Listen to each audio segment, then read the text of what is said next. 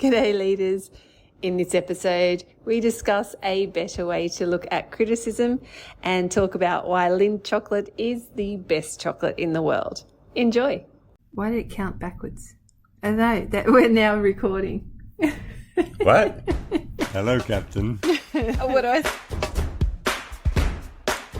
Come fly with me. Let's fly away.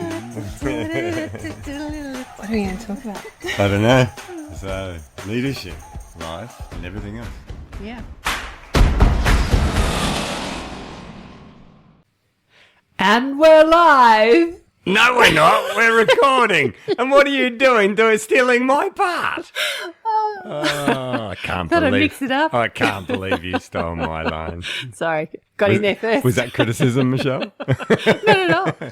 Yeah. Okay. Today we're going to talk about criticism. Yes. Yes. Not a fan? Yep. Oh, well, most people aren't. No. No. I didn't like Hold it on, I'm growing going to up. criticise you. Can you move a little bit closer to the microphone, Yes, please? how's There we that? go. Oh, There we that's go. better. Now I can hear the sultry tones of your voice. The term critique or criticism, somehow if it's critique, it carries less emotional weight than criticism. Yep. So critique, I understand as feedback, whereas criticism is something I personally have done wrong and is probably attached to me rather than removed from me. Okay. I got a different theory. Okay. Yep. I don't think there's anything that I don't think criticism exists Right. Okay. in utopia. So, my theory is this. If you're a confident person, you can't be criticized. The reason why you can't be criticized is because if you are a confident person, and again, I'm talking about utopia being the perfect world where everything is perfect. When somebody criticizes you, when does it become criticism? So I'll get you to think about that. When does it become criticism? When it's Said? personal. Or when it's your interpretation. That's it. Yeah. Yes. So let's say somebody says, Guy, I disagree with you. You were wrong. I don't like that. Whatever it is, that's information. That's information that's traveling from them to me.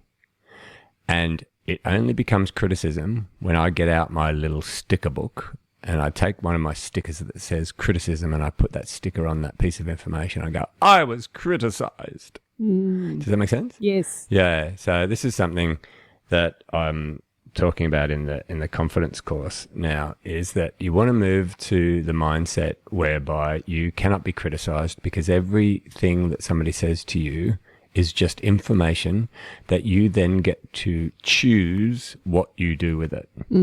Yeah. Yeah.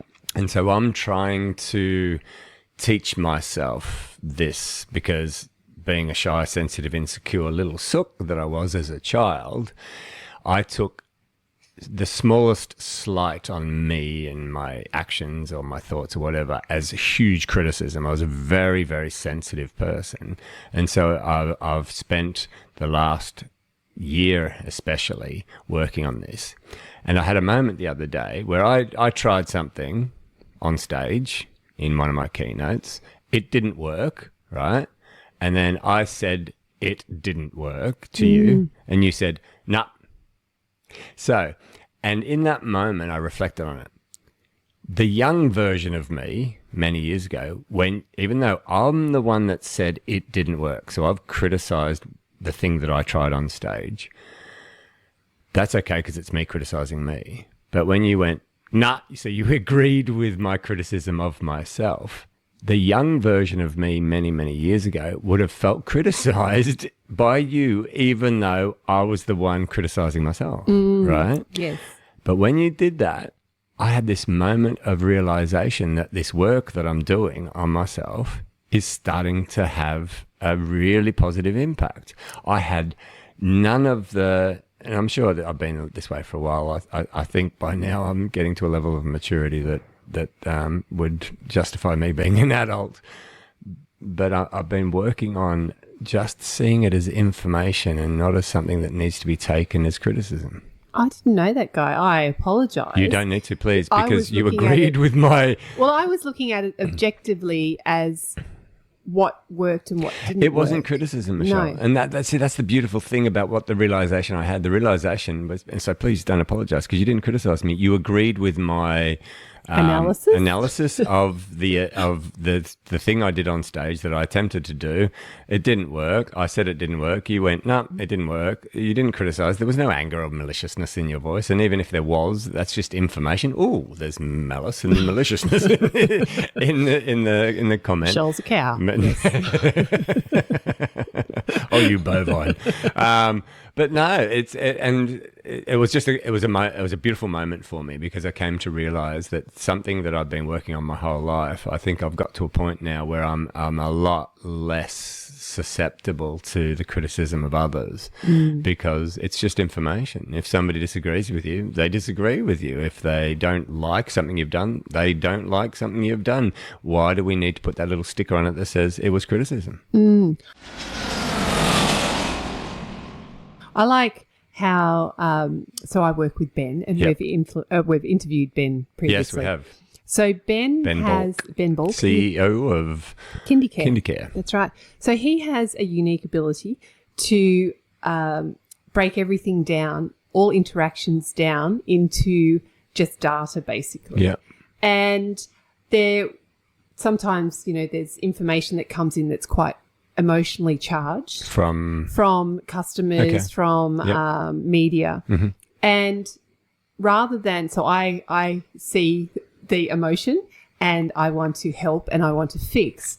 So Ben taught me that one piece of negative feedback is information. It's feedback. That's exactly what it is.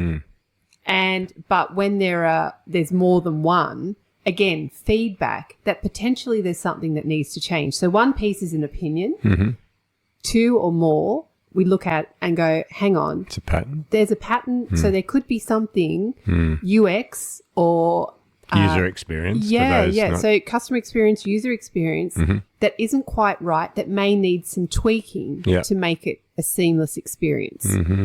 And so having that objectivity and being able to step out of taking it personally and who do they think they are to actually thank you for that information. Because we get very defensive when we feel as though we're being criticised. That's right, especially when you own a project. Yep. And if something is someone comes up with a no, then you're like, hang on, like, who do you think you are? I've worked so hard on this. So now the first thing I say is in correspondence is thank you to the person that's delivered that information. Yeah.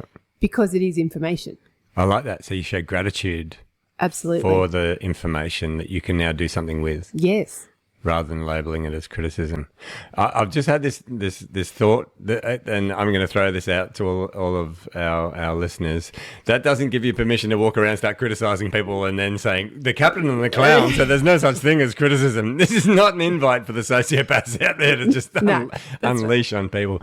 This is a task for us all to work on, that there is no such thing as criticism. It's only criticism when you label it as criticism. Shakespeare said, I think the quote goes, there's nothing good or bad, but thinking makes it so. Yes. There is nothing either good or bad, but thinking makes it so. And again, this is utopia. I'm not suggesting that anyone will get to a point where they can't be criticized. But if you can see anything that's coming towards you, any piece of information as just that, it's information. Oh, that person disagrees. That person doesn't like what I did. Person doesn't like what I said.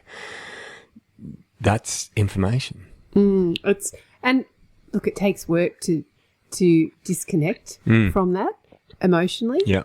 And almost kind of look at observation. So look at their criticism and that feedback. And get curious, yes. like your other suggestion the other day. That's right. But to look at it almost third person. Yeah.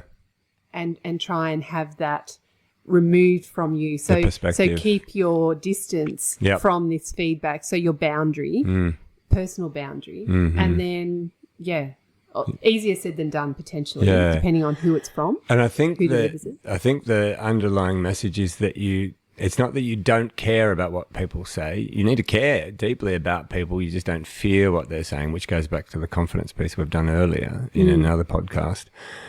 But you have a curiosity as to where their opinions come from, maybe? Yeah. Yeah. So, and, well, you don't know their background. no, you don't know what's causing them to say what they've said. So get curious rather than getting offended. So instead of getting offended, get curious. Tell me more. Why do you think that? Why do you disagree? Help me understand it from your perspective. Get curious. That's right. And then you may actually find that it's not actually a criticism. It's just a different way that they would have done it. Yeah. A different perspective, which could help you because you may not have thought of that way. Yeah. Which ties into that whole judgment piece that we've spoken about in the past, that people don't judge you, they judge themselves through you. Yeah. Yeah. So when we're judging other people, oh, I wouldn't do it like that, or I wouldn't wear those clothes, we're not actually judging the other person, we're judging ourselves through them. Because without the other person, you know, as the reference point, like if you said, oh, I'd never wear that, you're making it about you. Yeah. It's not that you're judging them. You're judging yourself. I wouldn't wear that. That's right. And you're kind of being arrogant as well. I am better than that person because I wouldn't wear that.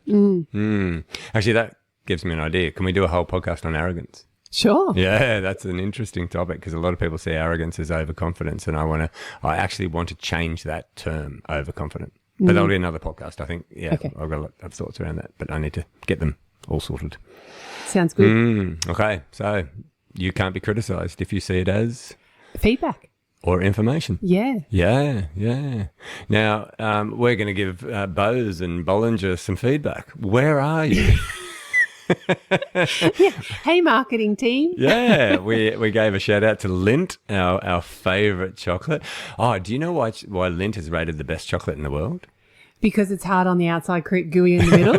That's the Lindor balls. Yeah. It's because they conch it more than any other chocolate on the planet. Oh. Do you know what conching is? No. Conching is the mixing. Yeah.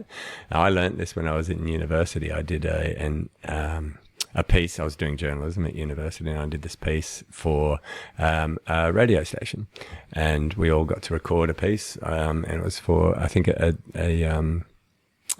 anyway, it was a radio station, and I did this thing on Lindt chocolate, and I found out why Lindt chocolate is the best chocolate in the world, because it's conched more than any other chocolate. Lindt, happy for you to sponsor us. Yeah, there we go. Product. After that endorsement. Michelle, that was fun. It was. All right. So, any critiques? No, none at all. Yeah, the world would be a it'd better just place with more dogs. It would be, yeah. Yes. So if you want any merch, reach out on captainandtheclown.com. We've got T-shirts, and every time you wear one of our T-shirts, caps as well with more dogs on it. We trademarked it. It's now ours. So, That's right. yeah, we're going to probably produce some more merch. And we find that every time you wear one, Strikes up conversation. yeah, It attracts people. They have an opinion. that's it. Have a great day, Michelle. Bye. Bye. Well, that was fun. That was fun. You're such a clown. The clown. Lady Captain. There we go. And who's going to listen to this? Maybe our mums. Thanks, Mum.